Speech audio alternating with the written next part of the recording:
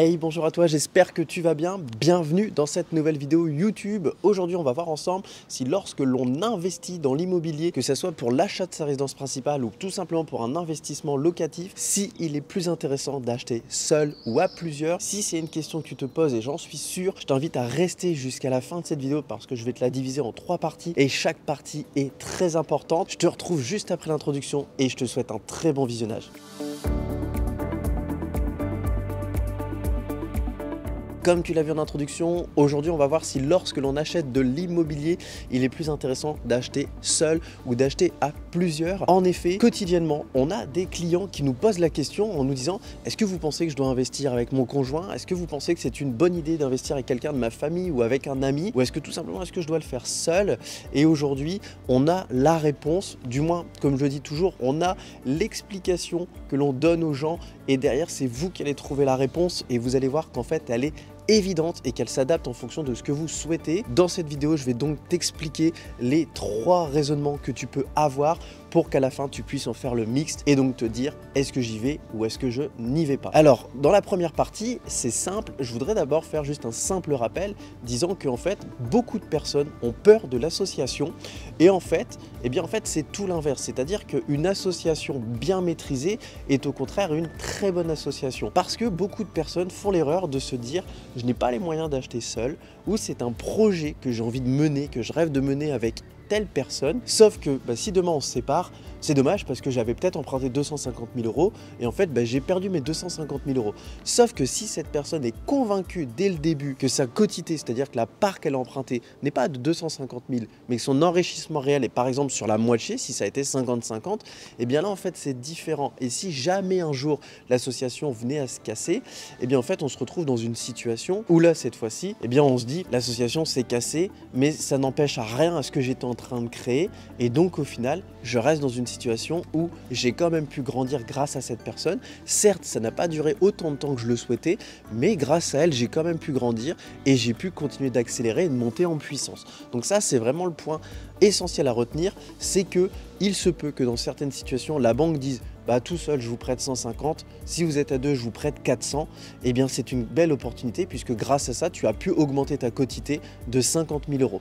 Donc ça c'est vraiment le premier point à retenir qui est très important. Ensemble on va plus vite. Deuxième chose, c'est qu'aujourd'hui, en fait c'est tout bête, mais on ne s'en rend pas compte, mais il faut savoir, plus de 60% des biens qui sont achetés sur le marché sont achetés en association.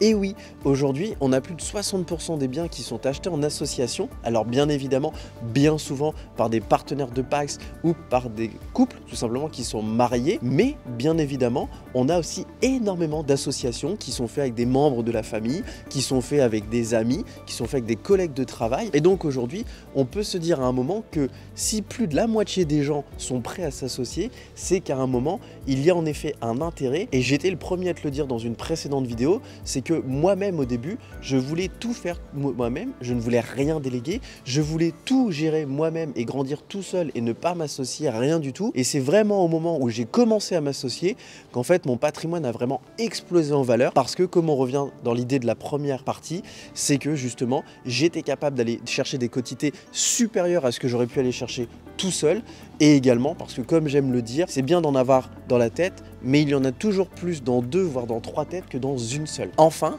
le dernier point, le 3e point, et qui est un point auquel beaucoup de personnes ne pensent pas, mais qui est une réalité, c'est qu'aujourd'hui, en fait, plus on va acheter gros, plus en fait les prix sont réduits. Pourquoi? C'est un effet de quantité dans le sens où plus on monte en valeur, moins il y a de demande. Et c'est la loi de l'offre et la demande. C'est-à-dire que si aujourd'hui ton budget te permet de te concentrer sur un bien que monsieur et madame tout le monde veut acheter, il est normal qu'il y aura une guerre des prix qui sera assez forte et que les négociations seront compliquées. De l'autre côté, si on s'en va dans un exemple où on se dit par exemple, l'exemple qu'on a eu là il y a quelques jours où en fait justement on visite un ensemble immobilier qui fait un peu plus d'1 million d'euros dans lequel on a 9 logements à l'achat. Aujourd'hui, on n'a aucun client qu'on accompagne qui est capable d'aller sur ce type de bien immobilier tout seul. Et bien en fait ce qu'on a fait, c'est qu'on a proposé le projet à 9 personnes et ces 9 personnes se retrouvent dans une situation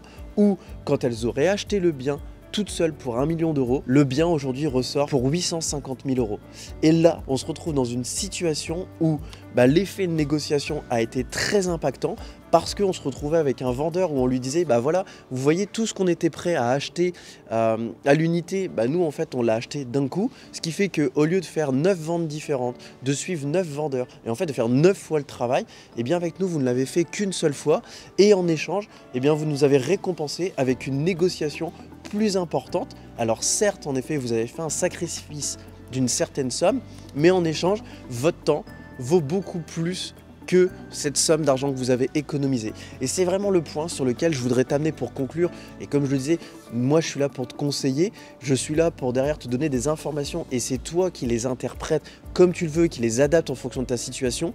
Mais la conclusion qu'on peut avoir si on prend la première idée, la seconde et la troisième, c'est qu'aujourd'hui l'association, le fait d'investir à plusieurs, c'est une force. Ça permet d'aller plus vite et ça permet d'avoir des négociations qui sont plus fortes. Maintenant, et c'est là-dessus que je veux conclure cette vidéo et je t'invite vraiment à rester à la fin parce que c'est très important. Et si la vidéo t'a plu, à vraiment laisser un pouce bleu, ça m'aide justement à référencer la chaîne et à accompagner de plus en plus de personnes puisque c'est mon but, c'est de vous donner chaque semaine des conseils gratuits et la transparence que certaines personnes sur YouTube ne vous donnent surtout pas. Et la transparence que je vais te donner, c'est celle-ci, c'est qu'aujourd'hui l'association c'est beau, mais il ne faut pas avoir que les bons côtés. Et aujourd'hui, une bonne association, c'est une association qui est délimitée en sachant que l'associé avec qui on est a les mêmes valeurs et les mêmes idées que nous et que ce n'est pas uniquement une notion d'argent, que l'associé avec qui on investit, on a déjà préparé quelles étaient les hypothèses de sortie si à un moment il y avait une dispute entre les deux, parce que ça peut arriver. Et la troisième chose, c'est de définir le deal, c'est-à-dire par exemple, on achète ensemble et on confirme qu'on a la même stratégie au niveau du fait de se rémunérer sur l'investissement et au fait de le revendre sous X ou Y conditions. À partir du moment où ces trois points-là sont réunis, ça ne peut être qu'une bonne association. Maintenant que tu as toutes les cartes en main, tu sais si tu dois t'associer ou tu sais si tu dois continuer d'investir seul. En attendant, je te souhaite une très bonne journée, de très bons investissements et je te dis à très bientôt. Ciao!